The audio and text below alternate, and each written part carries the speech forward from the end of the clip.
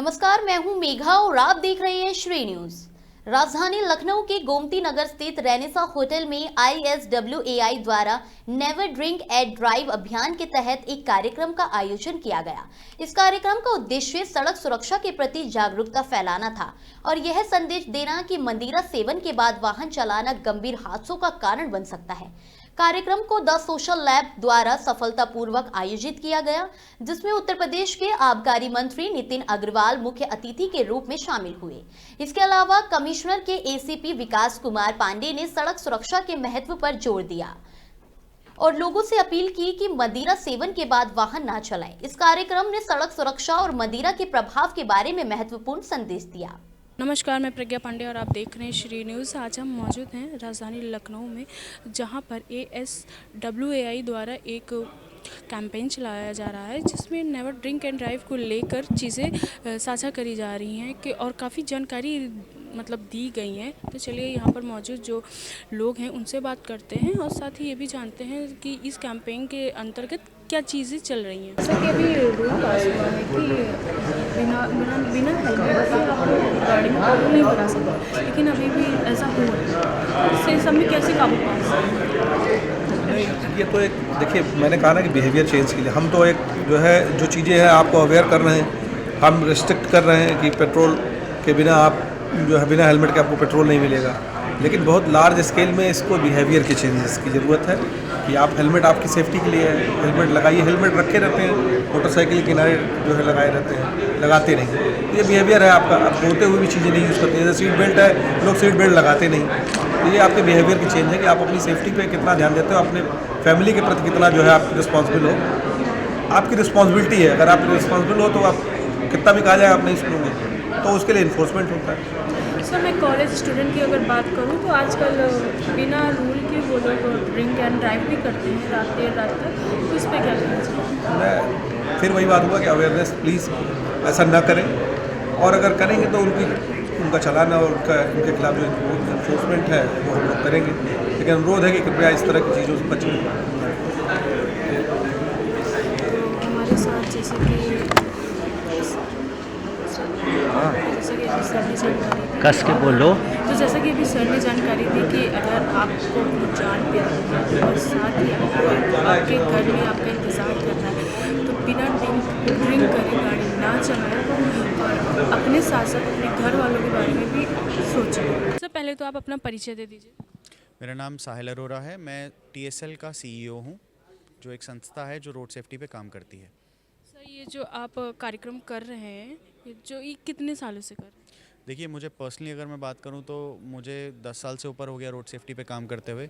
हमारी संस्था को करीब 6 साल हो गए हैं रोड सेफ्टी में काम करते हुए।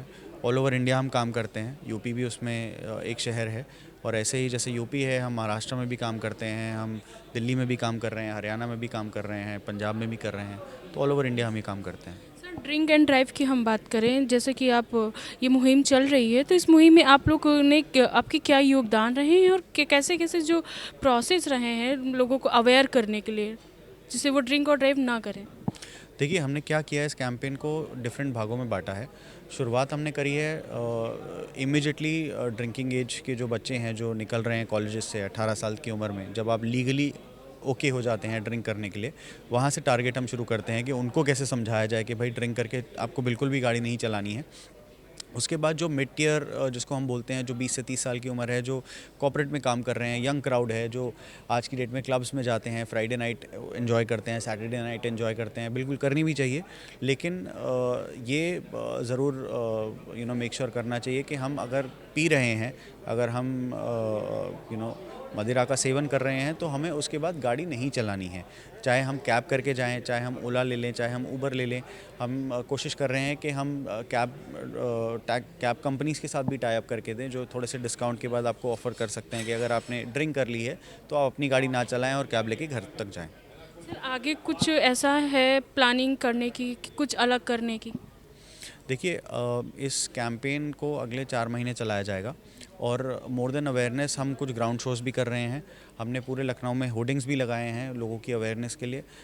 इसके अलावा हम पैनल डिस्कशंस करते रहेंगे अथॉरिटीज़ के साथ, जो रिस्पॉन्सिबल कंपनीज़ हैं वो आके बात करेंगे और कैसे सारे सेक्टर्स को जोड़ा जा सकता है। जैसे देखिए, रोड से जुड़े हुए 3-4 सेक्टर हैं। एक तो ऑटोमोबाइल सेक्टर होता है, दूसरा अल्कोहल का सेक्टर होता है, तीसरी इंश्योरेंस कंपनीज़ होती हैं और चौथा लॉजिस्टिक्स कंपनीज़ होती हैं। तो कैसे ये जो रोड से जुड़ी हुई कंपनीज़ हैं, जो रिस्पॉन्सिबल हैं, जिनके लार्ज फ्लीट्स होते हैं, जो जिनका काम चल नहीं सकता बिना ट्रक्स के, जो ट्रक ड्राइवर्स को एंगेज करते हैं, तो इन कंपनीज़ को साथ में लाया जाए, बिकॉज़ उनकी रिस्पॉन्सिबिलिटी बनती है इस सोशल काम में थोड़ी सी फंडिंग प्रोवाइड करने की, और प्रशासन को साथ में लाया जाए, बिकॉज़ अल्टीमेट रिस्पॉन्सिबिलिटी अथॉरिटी उनकी भी है, और कैसे वो परमिशन देके हमारे साथ काम कर सकते हैं और हम किस तरीके से उनकी सहायता कर सकते हैं, ये हम कोशिश कर रहे हैं।